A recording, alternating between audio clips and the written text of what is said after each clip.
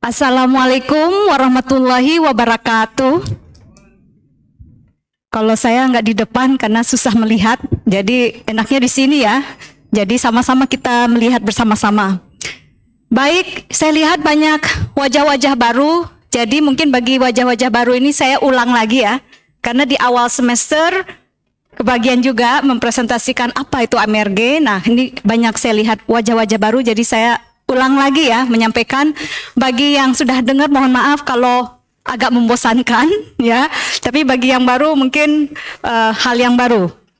Baik, ini adalah riset grup yang sudah lahir sejak tahun 1997. Sepertinya yang di depan-depan ini belum lahir ya, betul ya? Ya, jadi sudah riset grup yang tua di elektro ya. Namanya AMRG, tapi kok ada P-nya gitu ya, antenna propagation. Jadi AMRG ini sebenarnya namanya dari dua society di IEEE. Sudah familiar ya dengan IEEE? Sudah ya. Jadi di IEEE itu ada society MTT, yaitu Microwave Theory Technique, makanya kita ada M-nya. Kemudian ada society antenna propagation, makanya kita ambil A-nya. Ya, jadi ini Antenna Propagation and Microwave Research Group. Baik, di sini yang memimpin ada dua orang. Kenapa berdua? Jadi kisahnya, sejarahnya Prof. Eko yang pertama ya, yang melahirkan tahun 1997. Di situ ibulah menjadi anggota pertama. Lahir dan ibu jadi langsung anggota. Ibu sudah tamat waktu itu, udah S1. Nah, beliau yang ajak ibu menjadi aslabnya, ya, dan menjadi anggota di sini, dan itulah cikal bakal ibu menjadi dosen, ya, di tahun 1997.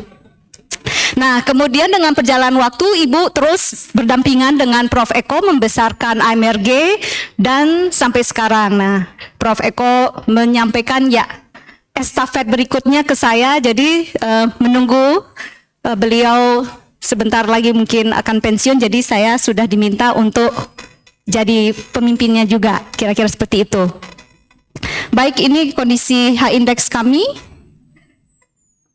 Oh ya, ini logonya ya, logo ini antena microstrip yang disusun secara array, ya. Jadi ini logo sudah sejak 1997 ya di develop. Baik, ini sedikit sejarah dari AMRG. Tadi lahir di tahun 1997 dan kita mulai punya ruang anti gema itu di tahun 2000 dari Q Project. Terus ada renovasi lagi 2007, di tahun 2010 kita mendapatkan ya alat-alat baru ya, VNA sampai 13,5 giga. Jadi ini terus berkembang lab-lab kita, fasilitasnya. Kemudian di tahun 2016 kita mendapatkan dana yang besar untuk mendevelop radar VTS. Kemudian sekarang ya dengan kita bersama-sama join ya, bekerja bersama-sama, kita alhamdulillah berhasil membeli VNA baru yang sampai 40 GHz. Ya, dan juga ruang angle chamber kita tahun 2019 sudah juga direnov ya, jadi sudah lebih sophisticated lagi.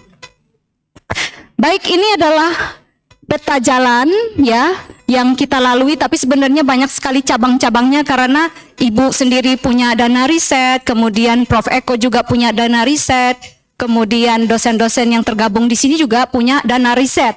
Jadi sudah banyak sekali ya. Namun kita tetap ya konsisten bahwa kita ingin mendesain antena dan sirkuit RF ya untuk berbagai aplikasi ya. Ada broadband wireless access, kemudian RFID, WLAN atau Wi-Fi ya yang Anda pakai sekarang hotspot ya. Kemudian tadi radar. Yang kedua, kita ingin memperbaiki kinerja antena. Bisa dengan teknik electromagnetic band gap, defected ground structure, DGS ya, dan metamaterial. Kemudian kita juga mengembangkan bagaimana teknik pengukuran antena. Nah, ini Ibu rencananya dengan Aslab akan membuat buku ya terkait teknik pengukuran antena. Kemudian ada computational electromagnetic ini didukung dengan machine learning ya. Jadi sudah mulai kita gabungkan ya ilmu Tekom gitu ya dengan telekomunikasi. Di samping itu kita juga membuat berbagai antena untuk biomedik ya, dan integrate miniaturized antena. Adapun untuk nano antena ini baru simulasi ya, jadi memang belum sampai fabrikasi, namun mungkin sedikit ada nanti dari manggilnya Mas Ari ya. Mas Ari ini yang baru pulang dari Jepang ya, ada sedikit bisa fabrikasi ya, di Jepang mereka punya fasilitas untuk itu. Kemudian ini anggotanya, tadi kan ketuanya Ibu dengan Prof. Eko. Nah ini anggotanya Pak Catur, mungkin adik-adik di sini kenal Pak Catur ya, karena ini dari kelas Pak Catur. Kemudian Pak Basari awalnya memang bergabung di AMRG, namun beliau sekarang sudah di biomedik, jadi sudah kaprodi di biomedik, sudah mengembangkan di sana. Kemudian ada anggota kehormatan juga berapa kali gabung ya. Kita punya riset cluster dengan mereka, ada Pak Gunawan Wibisono dan Prof. Muhammad Asfial. Nah, ini dia ongoing students kita. Ini banyak mahasiswa S1, S2 kita rutin hari Rabu ya kumpul AMRG setiap Rabu. Kemudian ini adalah doctoral students yang lagi aktif.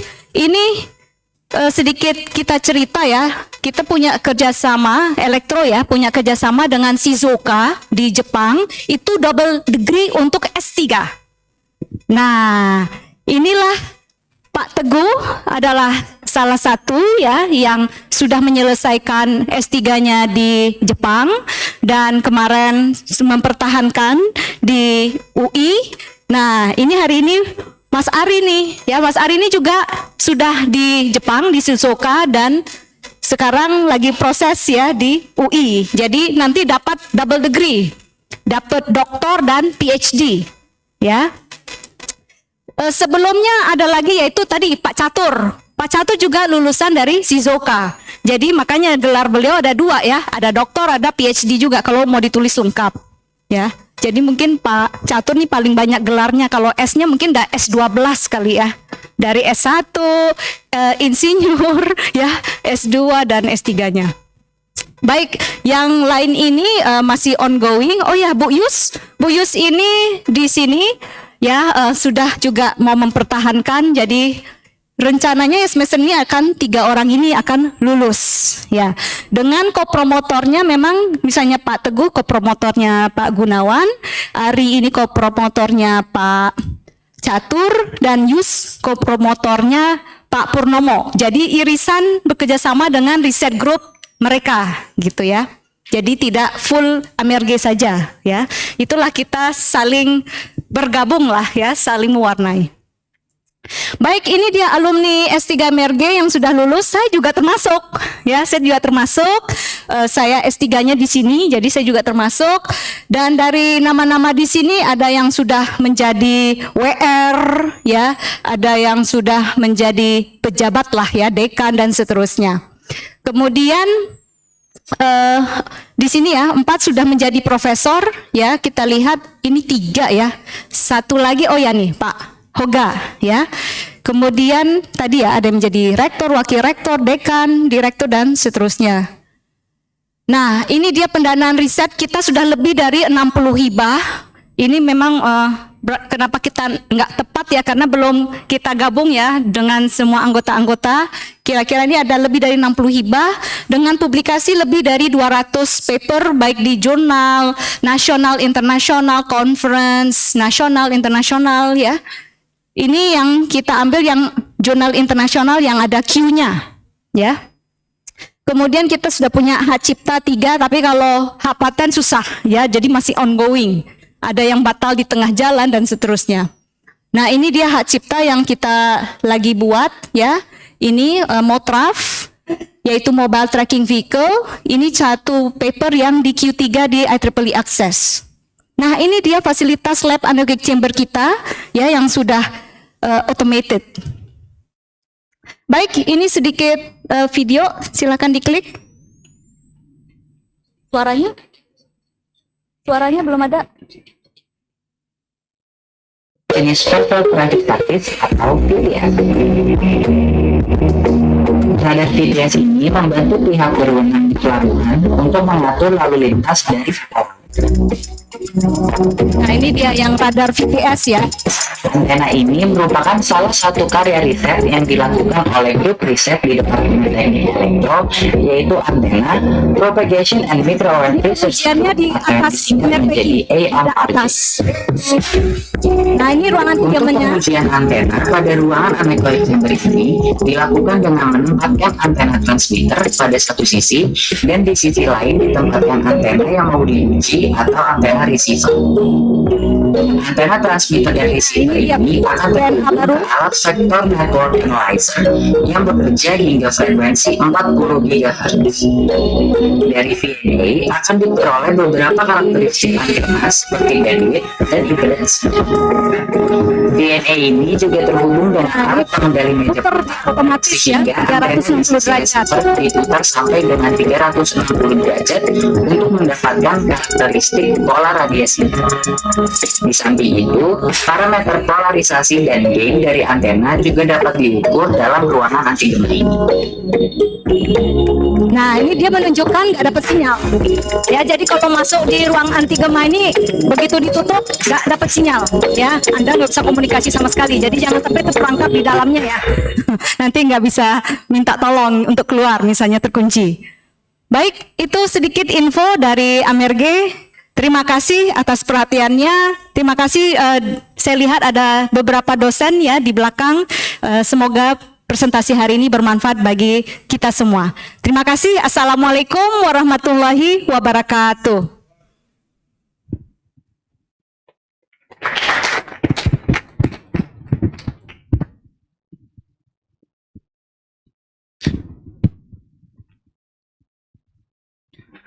Ya, terima kasih atas pemaparan yang sangat menarik sekali dari Prof. Yuli.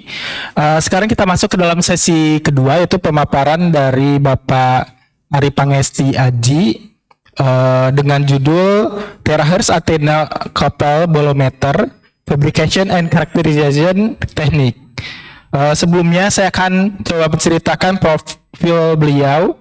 Beliau menamatkan sarjana sains terapan dari Politeknik Elektronika Negeri Surabaya, PENS. Kemudian menamatkan magister beliau di Universitas Indonesia dan melanjutkan dengan program double degree di Shizuoka University dan Doktor Teknik Elektro di Universitas Indonesia. Kita masuk ke dalam pemaparan beliau. Kepada Bapak Ari, waktu dan tempat kami persilakan. Cek, tes. Terima kasih Pak Arsyad. Assalamualaikum warahmatullahi wabarakatuh. Yang terhormat Pak Arief Budiarto selaku Ketua Departemen Teknik Elektro, Prof. Yuli selaku Kepala Lab AMRG, dan juga Pak Catur.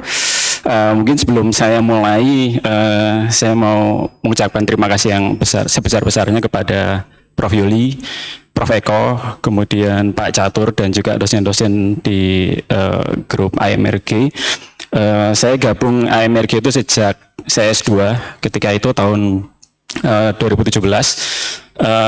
Pada saat itu saya termasuk salah satu di antara beberapa mahasiswa pertama yang bimbingan Pak Catur selepas beliau selesai S3. Dari awal waktu itu juga saya studinya tentang terahertz juga, namun pada saat itu saya hanya fokus di simulasi ya. Jadi menggunakan PC simulator yang ada di lab MRG. Kemudian alhamdulillah ya takdir mempertemukan saya dengan program double degree, dan di studi double degree saya juga masih membahas tentang terahertz. Namun berbeda dengan yang pada saat saya studi S2, ketika saya studi S2 itu kan saya mendesain antena lensa dielektrik pada saat itu. Yang sekarang saya pelajari, saya pelajari selama program double degree, bukan antena lensa dielektrik, tapi lebih ke aplikasinya di thermal detector. dan frekuensinya masih di terahertz juga. Ya, terima kasih kepada Profesor Prof. Yuli, Prof. Eko, dan dosen-dosen di AMRG atas segala bantuannya, dan juga rekan-rekan senior saya di AMRG, Pak Teguh, Pak Adi, Pak Galih dulu, kemudian Bu Yus yang sudah menjadi rekan diskusi yang baik. Saya mulai aja.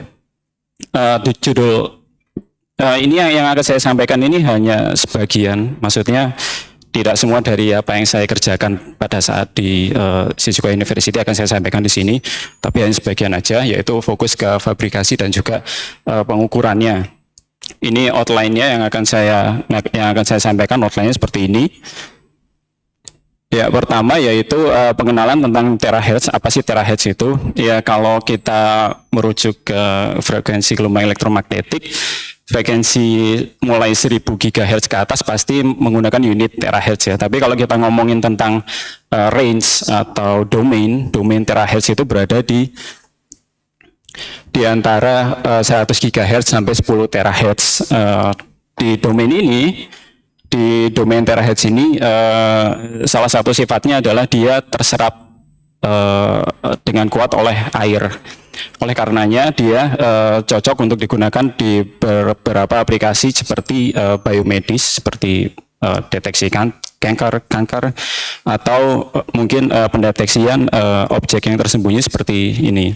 Karena meskipun dia terserap oleh air, namun gelombang terahertz itu akan terpantul oleh logam atau metal. Oleh karenanya dia bisa digunakan untuk mendeteksi benda-benda yang tersembunyi selama dia dapat terpantul oleh gelombang terahertz. Yang di sebelah kiri ini adalah redaman udara atmosfer di frekuensi sekitar 1 terahertz ya. Kalau kita lihat di sini redaman airnya ini cukup tinggi di sini untuk frekuensi di sekitar 1 terahertz. Oleh karenanya dia kalau misalkan diaplikasikan untuk secure communication, dia cocoknya hanya untuk yang sifatnya short range atau dalam jarak dekat dan dengan detektivitas yang tinggi. Kemudian dari sisi gelombang terahertz ini itu bisa di-develop atau bisa dikembangkan dari kedua sisi, yaitu yang pertama dari electronic side atau dari sisi gelombang frekuensi yang lebih rendah. Kalau kita merujuk ke spektrum elektromagnetik kan yang sudah mature, yang sudah sering digunakan oleh peneliti kan ada di gelombang mikro atau microwave dan juga optical di sini yang frekuensinya sangat tinggi. Namun demikian di tengah-tengahnya ini masih ada gap. Salah satu penyebabnya antara lain dari electronic side-nya, jadi pengembangan perangkat-perangkat dari elektron yang dapat menghandle sinyal di high frequency itu masih minim karena redaman udara yang sangat kuat tersebut. Jadi power yang di-generate itu sangat rendah, mungkin ordernya sekitar miliwatt atau microwatt. Sedangkan dari sisi optical, kalau kita tarik mundur ke frekuensi yang lebih rendah, energi foton itu terlalu kecil untuk dideteksi atau di-generate secara efisien. Nah, oleh sebab itu product density atau aplikasi-aplikasi yang sudah available di market itu masih tergolong minim di rentang frekuensi terahertz.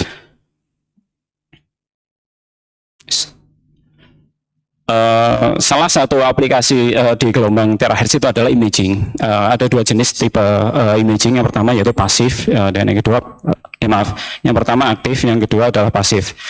Kalau active imaging itu dia sifatnya dia akan menghasilkan image two-dimensional ya, dengan mengeksploitasi pergerakan objeknya. Dan sifatnya kalau di active imaging ini dia membutuhkan dua sisi, yaitu transmitter dan juga receiver. Contoh paling mudahnya kalau active imaging itu mungkin yang paling sering kita temui adalah radar. Kemudian untuk passive imaging dia dapat digunakan untuk mendeteksi benda-benda yang tersembunyi, dan dia dapat menghasilkan image atau pencitraan objek tanpa perlu kita menggunakan transmitter. Jadi dia sifatnya dia memanfaatkan radiasi yang dikeluarkan oleh objek. Contohnya tubuh manusia itu kan menghasilkan panas. Nah, itu dideteksi panasnya. Contohnya seperti thermal imaging itu. Nah, pada saat saya studi di Jepang pada saat itu, saya tergabung di labnya namanya Nanosystem Integration Laboratory. Nah, di lab ini itu mereka telah mengembangkan passive imaging system berdasarkan thermal detection. Jadi ini proyek sebenarnya ongoing sejak beberapa tahun yang lalu lah. Jadi proyeknya ongoing dan saya meneruskan proyek ini. Kemudian selanjutnya saya akan bicara tentang sedikit apa sih thermal detection. Jadi thermal detection itu adalah saat sebuah detektor itu menyerap radiasi, maka dia akan mengalami kenaikan temperatur. Dan kenaikan temperatur itu juga akan mengakibatkan perubahan sifat-sifat karakteristik materialnya. Dan dari perubahan sifat karakteristik materialnya itu dapat dihasilkan sinyal keluaran tegangannya. Dan thermal detection mechanism itu ada 3 jenis. Yang pertama thermoelektrik, yang kedua resistance atau bolometrik ya biasanya di sini namanya. Yang ketiga adalah pyroelektrik. Nah, di grup riset kami fokus kepada thermal detection mechanism yang berbasis resistance, yaitu perubahan temperatur dideteksi melalui perubahan parameter electrical resistance. Kenapa kami milih ini? Karena pertimbangan yaitu structural dan material simplicity, jadi kemudahan fabrikasi dan juga ketersediaan alat yang tersedia di sana. Kemudian kami mengembangkan detektor ini dalam bentuk bolometer. Jadi ini gambaran secara sederhananya struktur dari teras microbolometer yang kami kerjakan, yaitu dia terdiri dari heater. Heater ini fungsinya untuk menyerap radiasi terahertz. Kemudian termistor fungsinya adalah untuk mendeteksi perubahan suhu. Ini dinotasikan dalam resistance elektriknya, dinotasikan dalam RH dan RT di sini. Dan materialnya titanium. Jadi kedua komponen ini, titanium heater dan termistor ini electrically separated, maksudnya dia tidak terhubung secara elektrik, ya dia terpisah, tapi dia thermally connected melalui SiO2 interlayer di sini. Jadi dua komponen ini dia tidak terhubung secara elektrik, tapi secara thermal dia akan saling mempengaruhi satu sama lain karena pengaruh panas. Dan biasanya kalau kita ngomongin detektor, salah satu parameter utama kinerjanya yang dapat kita evaluasi adalah responsivitas, yaitu seberapa besar tegangan output yang dapat dihasilkan per satuan daya yang diterima. Dan responsivity itu proporsional terhadap IB, alpha, RT, dan inverse proporsional terhadap G. IB, alpha, dan RT ini adalah arus bias current, temperature coefficient of resistance, dan juga RT itu adalah thermistor resistance. Sedangkan G ini adalah thermal conductance. Thermal conductance kalau kita mempertimbangkan material berupa metal atau logam, thermal conductance dari sebuah bolometer itu dia berbanding terbalik terhadap kontribusi dari dua komponen ini. Temperature coefficient of resistance atau alpha ini adalah derajat perubahan resistance per satuan derajat perubahan suhu. Jadi metal atau logam itu kalau dia mengalami kenaikan suhu, baik itu positif atau negatif ya, itu pasti dia akan mengalami kenaikan atau penurunan resistance, dan itu dinyatakan dalam alpha ini. Nah, ini adalah konsep dari antena Gauge bolometer yang kami kembangkan. Jadi kalau tadi kita balik ke awal tadi kan di spektrum gelombang elektromagnetik, kalau frekuensi 1 THz itu kan panjang gelombangnya kurang lebih sekitar 300 mikrometer. Dan berdasarkan equation yang tadi saya tunjukkan tadi, untuk meningkatkan responsivitas dari bolometer itu si bolometernya itu harus didesain sekecil mungkin. Nah, kalau desain bolometernya kecil, sedangkan panjang gelombang di 1 terahertz itu sekitar 300 mikrometer, maka kan dia tidak dapat menyerap atau tidak dapat beresonansi ya, di 1 terahertz tersebut. Oleh karenanya kita mengkapal bolometernya itu dengan antena. Nah, konsepnya adalah seperti ini. Jadi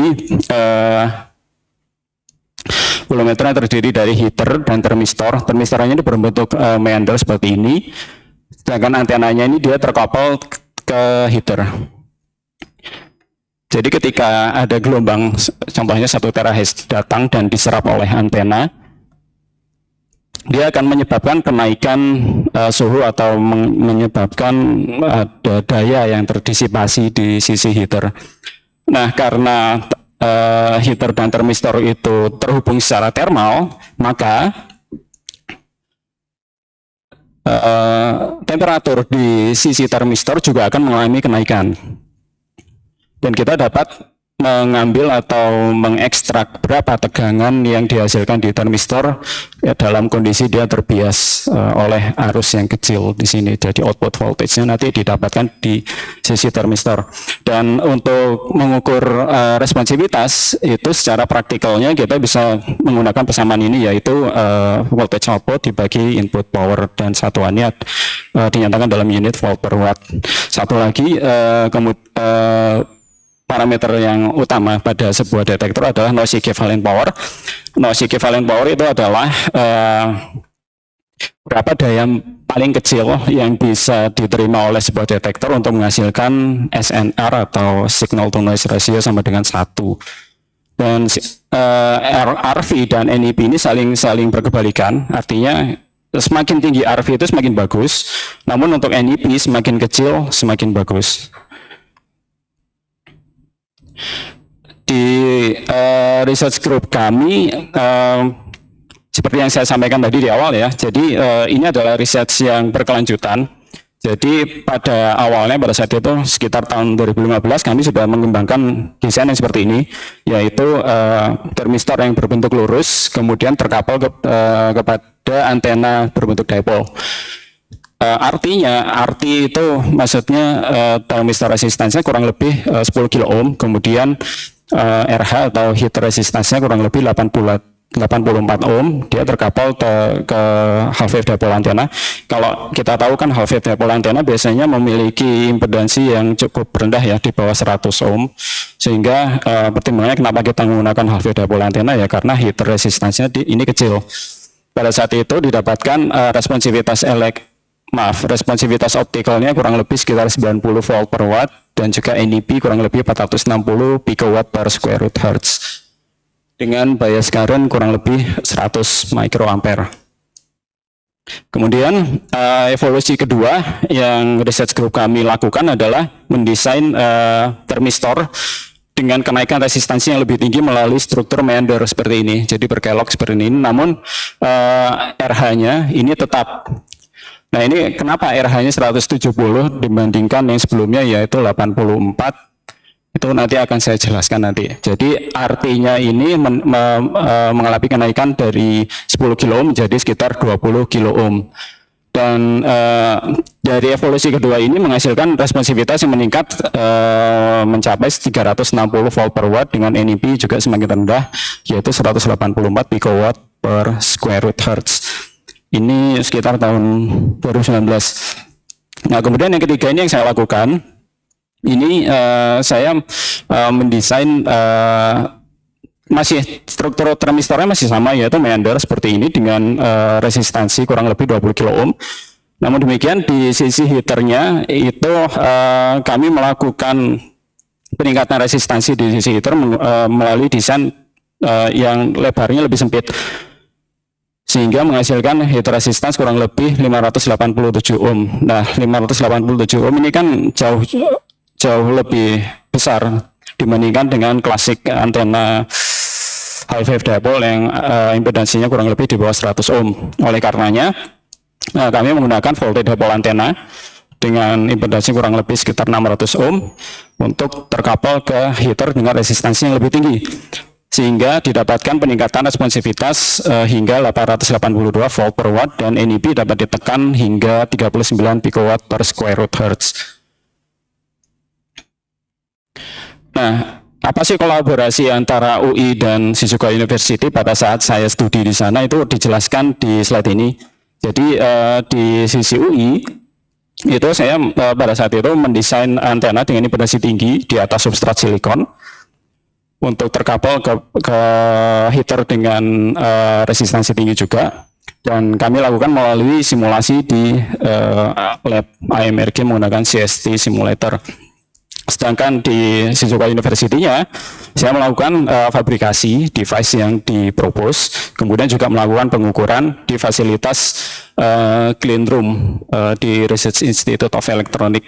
Jadi Research Institute of Electronics ini semacam pusat riset gitu di Shizuoka University yang dia fokus ke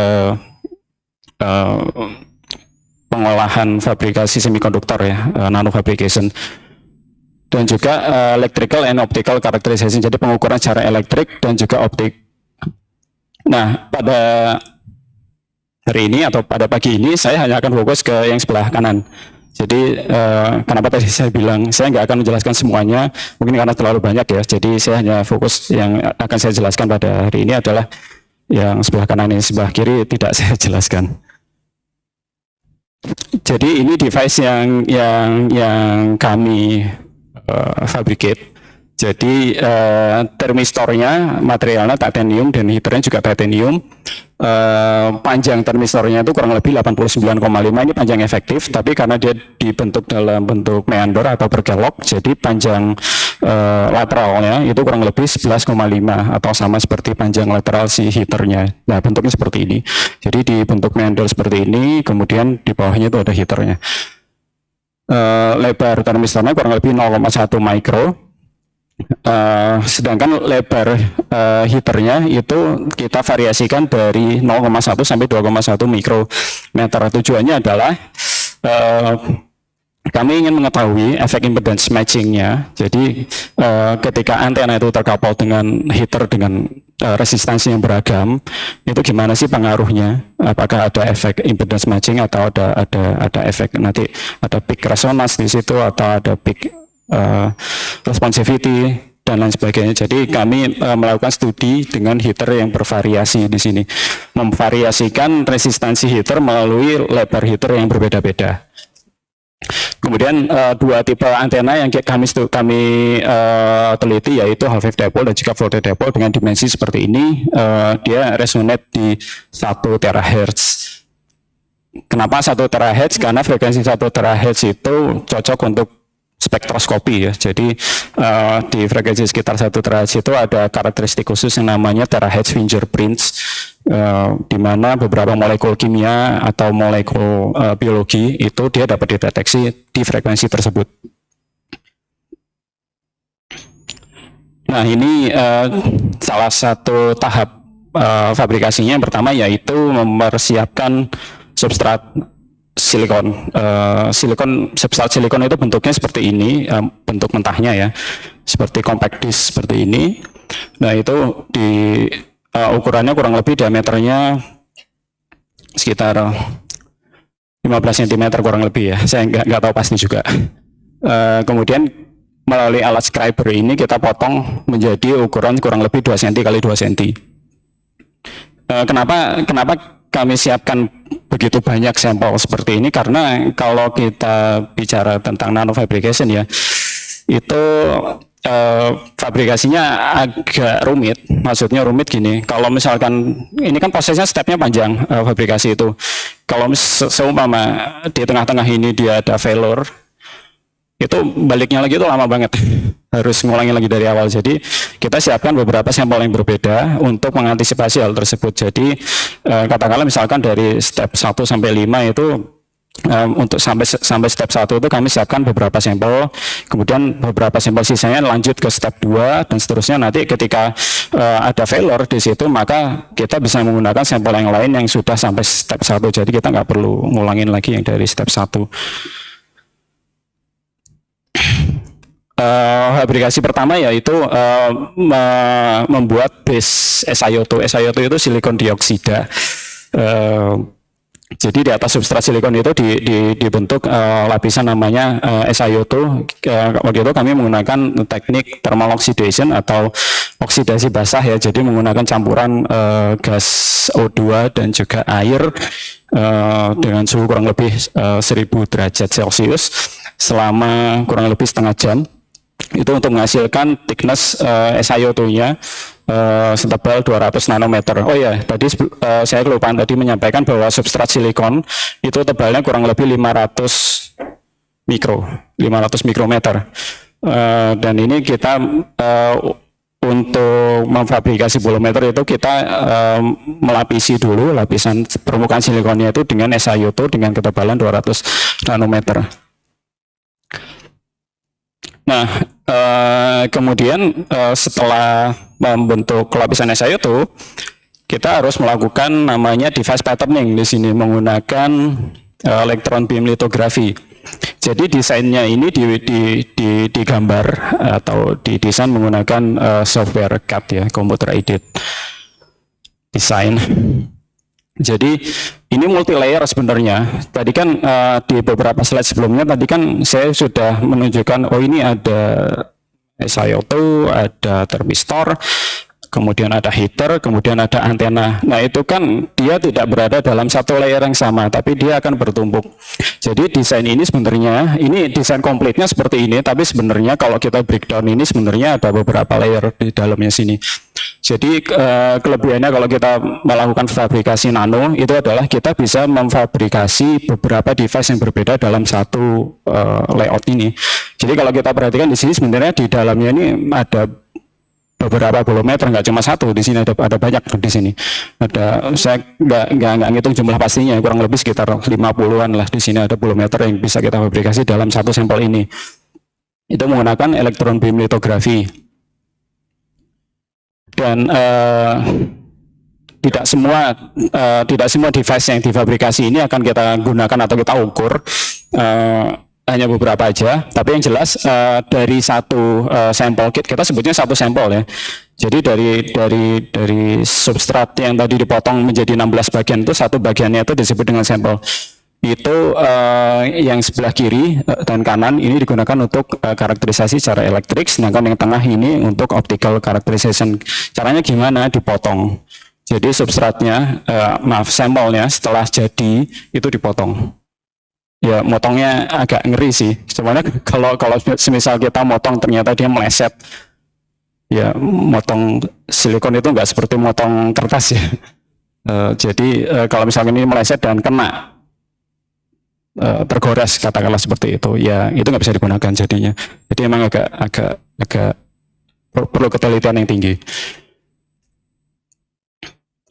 Kemudian thermistor fabrication ini saya sampaikan melalui ilustrasi sederhana aja ya. Ini sebenarnya nggak seperti ini, cuma ini ya saya hanya nemu cara seperti ini ya untuk menjelaskan secara mudahnya.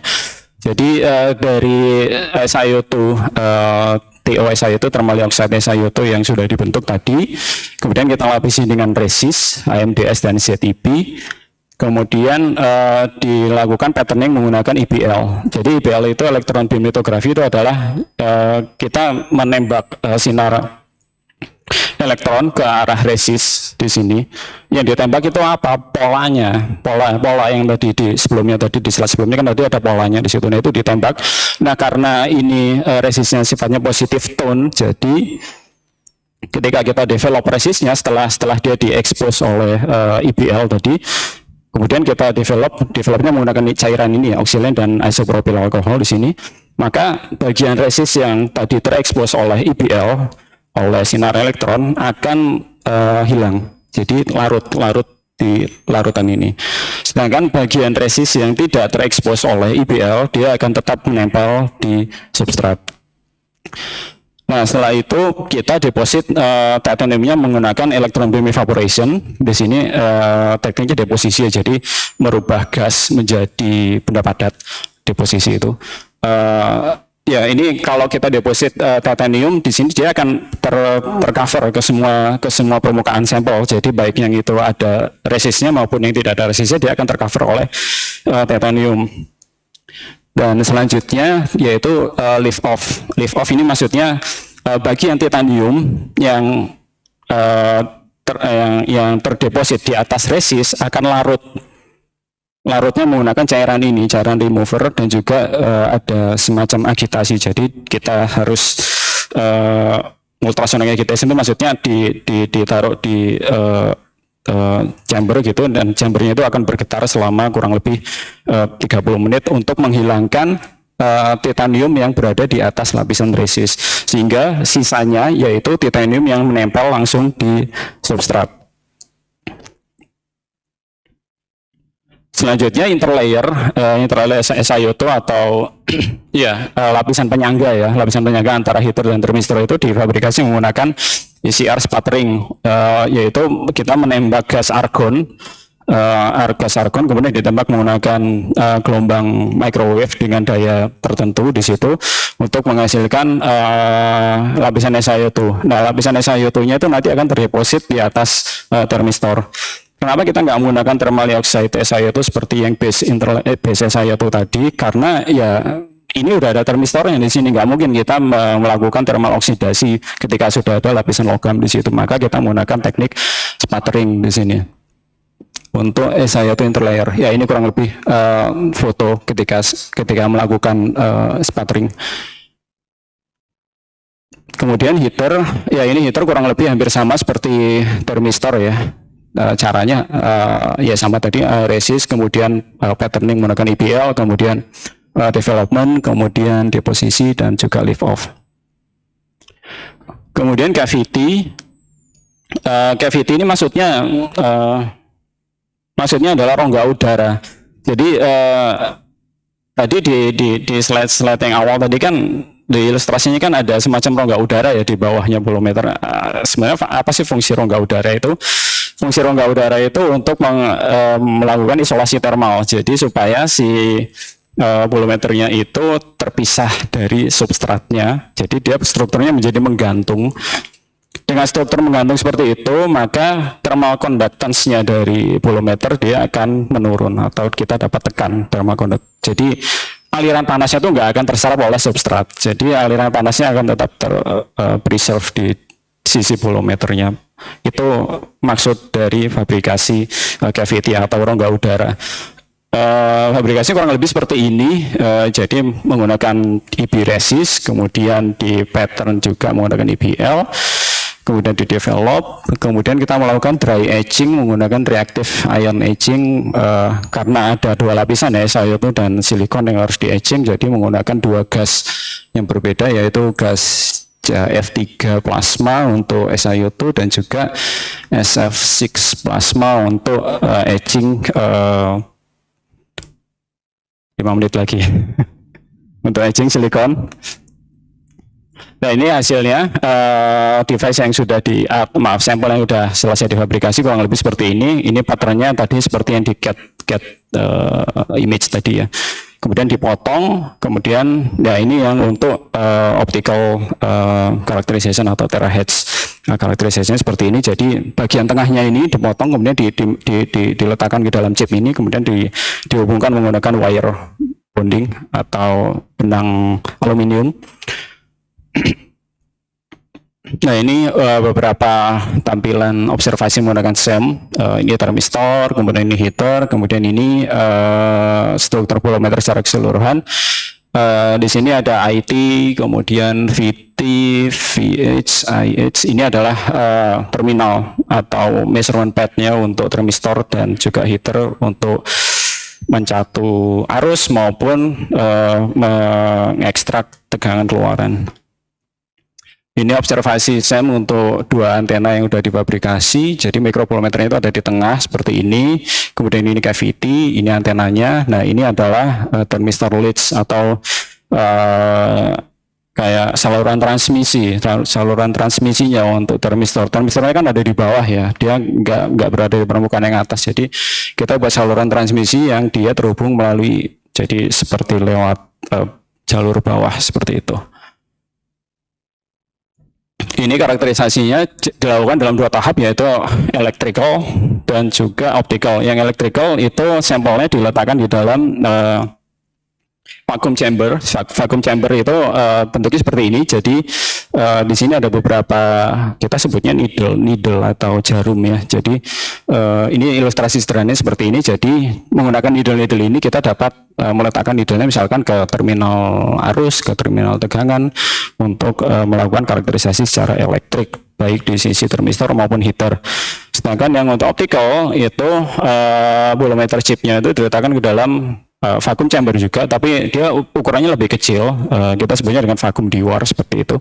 Nah, ini blok diagram untuk pengukuran secara optikal seperti ini. Jadi gelombang 1 terahertz itu di-generate dari microwave signal generator. Jadi gelombang dalam order gigahertz, kurang lebih 13 sampai 14 gigahertz itu di-generate, kemudian dimultiply oleh semacam multiplier chain di sini, kemudian dipancarkan oleh antena horn menuju ke vacuum dewar. Vacuum dewar itu ini.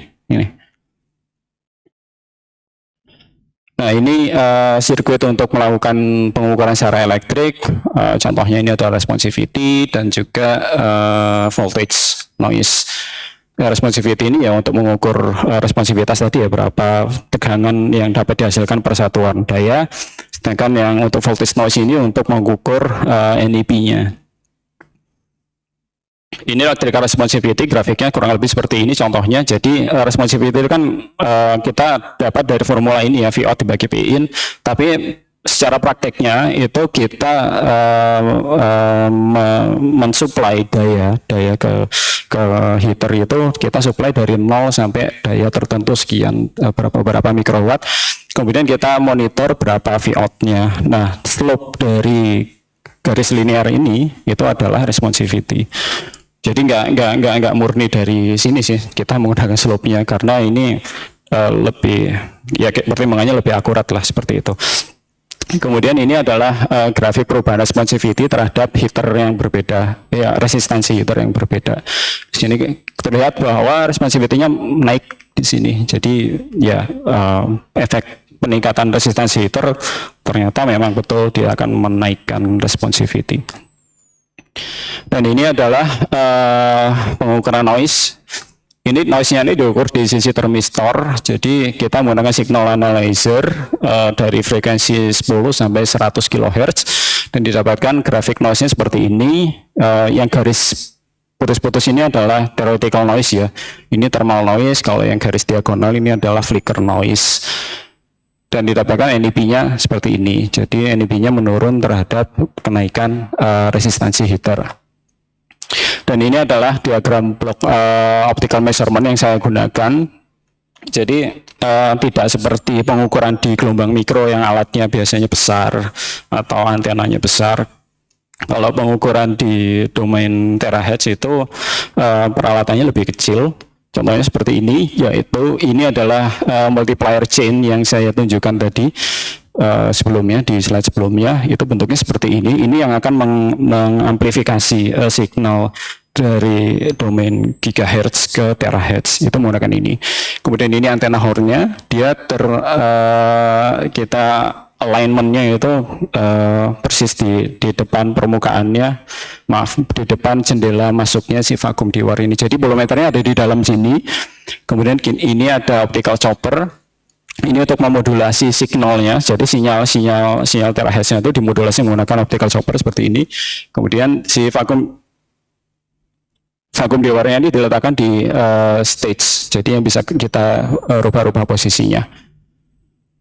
Ini adalah optical responsivity. Jadi ini menggunakan voltage double antena. Didapatkan bahwa ketika kita menggunakan voltage double antena dengan perubahan heater dari kurang lebih dari 90 atau sekitar 100 ya, 100 ohm di sini didapatkan peak responsivity di titik 586 ohm. Jadi peak responsivity ini adalah dia menandakan bahwa responsivity-nya ini dia mengalami saturasi atau mengalami ada peak-nya sesuai dengan impedansi yang mendekati dengan impedansi voltage double antena. Ditunjukkan bahwa dengan impedansi yang jauh dari resonan resistansinya si voltage double antena, responsivity-nya akan menurun. Gitu pula dengan NEP yang ya kurang lebih saling berkebalikan ya dengan responsivity. Dan ini berbandingan dengan beberapa penelitian lain. Jadi kami membandingkan dengan beberapa penelitian thermal detector yang bekerja di room temperature atau tanpa pendingin. Jadi dari struktur yang kita usulkan itu dapat menghasilkan responsivitas yang tinggi dibandingkan dengan beberapa terahertz 10 meter yang berbasis metal yang lain ya, berbasis metal. Ini penting untuk disampaikan karena bolometer itu bisa difabrikasi menggunakan metal atau semikonduktor. Kalau semikonduktor jelas dia akan lebih tinggi dia responsivity-nya. Namun demikian noise performance-nya ini masih lumayan tinggi karena kita sebenarnya menargetkan untuk menghasilkan NEP-nya itu dalam order 1 sampai 10 picowatt per square root, tapi yang dihasilkan adalah 39. Dan salah satu penyebabnya ya ini hipotesa kami adalah high noise characteristic itu disebabkan oleh environmental noise. Jadi dari diagram blok pengukuran yang optikal tadi itu yang ada VDI dan lain sebagainya itu ada environmental noise di situ yang ya kita nggak tahu juga itu sumbernya dari mana environmental noise. Bisa jadi dari redaman udara, misalkan kelembapan ruangan pada saat itu masih tinggi dan lain sebagainya. Ya ini kesimpulan. Ya udah langsung aja. Terima kasih.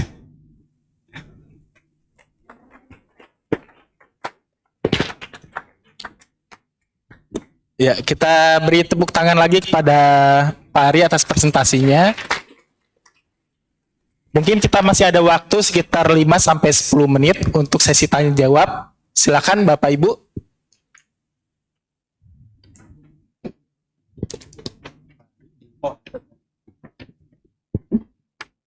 Mungkin biar oh iya, oke, silakan Pak Arif ya. Assalamualaikum warahmatullahi wabarakatuh. Saya Alif dari Elektro. Terima kasih presentasinya Pak Ari ya, sangat menarik dan tadi kan lebih banyak membahas mengenai fabrikasi ya sebenarnya ya. Di sini maksudnya ya. Mungkin kalau di papernya mungkin lain ya. Iya betul Pak. Iya, sebenarnya ada satu fenomena yang tadi di awal saya pikir akan menjelaskan ke situ karena tadi di awal kan Mas Ari menjelaskan mengenai responsivitas dengan thermal resistan, thermistor resistan sama heater resistan ya di awal. Kemudian di situ di highlight bahwa untuk meningkatkan responsivitasnya itu bisa dinaikkan dengan karena dia sejajar dengan RT kalau nggak salah tadi ya, dan berbanding terbalik dengan yang thermal conductance. Saya pikir tadi arahnya ke situ, ternyata lebih banyak dijelaskan mengenai fabrikasi yang ini betul ya. Kemudian dari sini tadi Mas Ari menyampaikan kalau saya tidak salah ya, karena RV-nya ini berbanding terbalik dengan thermal conductance atau G-nya, jadi diturunkanlah RH-nya, betul ya? Dinaikkan Pak. Oh, dinaikkan RH ya, dinaikkan RH-nya. Nah, untuk menaikkan RH-nya di situ menggunakan teknik fabrikasi yang tadi dijelaskan. Menggunakan desain lebar yang lebih sempit. Oh, jadi struktur heaternya ini itu kita desain dengan lebar yang lebih sempit untuk menaikkan resistansi kan kalau ya, saya paham dengan width yang lebih sempit pasti resistansinya kan lebih tinggi ya dibandingkan dengan width yang lebih lebar. Nah, kalau misalnya saya mungkin tadi miss ya dengan kenapa tadi di situ juga ada parameter lain, misalnya dinaikkan RT-nya. Dan di situ kan Pak Ari tadi menggunakan yang Mender type itu ya. Iya betul. Nah, itu pernah mencoba untuk tipe yang lain nggak? Misalnya tipe apa atau membuat novel baru ya, sehingga nanti thermal resistannya lebih enak, atau mungkin punya pertimbangan lain sehingga di riset ini lebih concern untuk memvariasikan RH-nya dibandingkan dengan RT-nya. Mungkin itu aja, Mas Adi. Terima kasih. Ya, terima kasih. Pertanyaan yang bagus. Mungkin ya saya coba jelasinnya balik lagi ke evolusinya tadi ya. Jadi sebenarnya evolusi pertama ini kan kita menggunakan struktur termistor yang lurus seperti ini, kemudian kita tingkatkan termistornya, resistansi termistornya menggunakan struktur meander seperti ini. Nah, kenapa bentuknya meander seperti ini? Yang pertama yaitu keterbatasan area gap ini. Area gap itu kita memang sengaja fixkan di 11,5 mikrometer karena pertimbangan thermal conductance-nya. Jadi ya mungkin bisa aja kita menggunakan struktur yang jauh lebih panjang seperti itu. Cuma nanti pengaruhnya adalah di karakteristik thermalnya. Jadi kalau panjang lateral dari heater dan termistornya itu semakin panjang, maka nanti karakteristik thermal conductance-nya itu berdasarkan analisa kami itu akan malah meningkat di situ, sehingga responsivitasnya itu nanti tidak dapat ditingkatkan. Jadi kita menggunakan struktur lebar gap ini ya, dari titik sini ke titik sini itu kita memang batasi 11,5 dengan pertimbangan thermal conductance yang sekecil mungkin di situ. Dan mempertimbangkan struktur termistor lain ya mungkin bisa aja, tapi ya mungkin itu nanti untuk next stepnya seperti itu sih Pak. Mungkin saya belum kebayang juga sih struktur lain selain meander seperti apa yang dapat meningkatkan resistance namun dengan keterbatasan area yang tetap seperti ini, seperti itu Pak. Oke, jadi memang areanya pertama udah fix ya. Iya. Dari researchnya pertama memang fix area yang segitu, Iya. akhirnya Iya. dipilih tipenya yang meander gitu ya, Iya, Mas betul. Ari ya. Oh, oke. Oke, terima kasih. Mungkin itu aja. Terima kasih. Ya, terima kasih. Ya, terima kasih Pak Arif. Sebenarnya waktunya sudah habis, tapi mungkin ada satu pertanyaan lagi Bapak Ibu.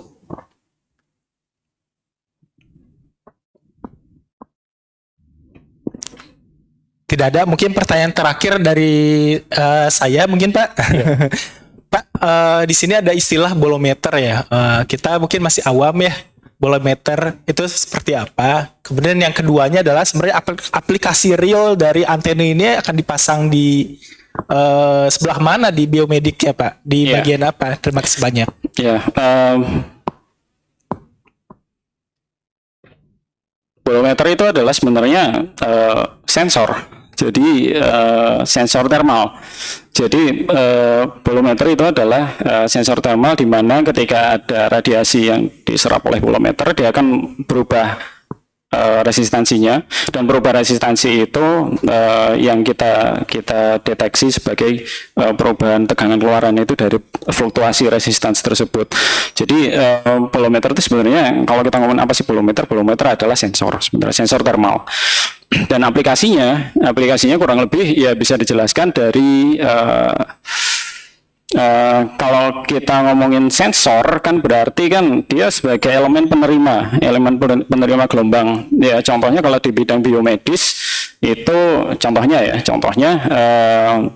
wearable device misalkan yang kita gunakan di lengan atau di dada seperti itu, atau mungkin untuk imaging itu untuk pendeteksian kanker seperti ini, yaitu ya kalau pendeteksian kanker ini biasanya sih di sini dia menggunakan active imaging ya, bukan passive imaging di sini, yaitu dia meradiasikan jaringan tubuh manusia misalkan di tumor untuk kanker otak misalkan, atau tumor otak gitu. Jadi diradiasikan dengan gelombang dengan frekuensi tertentu, kemudian nanti pantulan dari yang terpantul oleh jaringan dengan kanker ini akan diterima oleh si bolometer itu. Seperti itu. Ya, sudah kebayang Pak. Terima kasih banyak. Ya, terima kasih. Mungkin Bapak Ibu karena keterbatasan waktu sebenarnya saya ngumpulin banyak pertanyaan Pak, cuma nanti di belakang saja. Iya, terima kasih. Ya mungkin Bapak Ibu juga sekalian, kita beri tepuk tangan sekali lagi kepada Pak Ari atas prestasinya. Terima kasih banyak.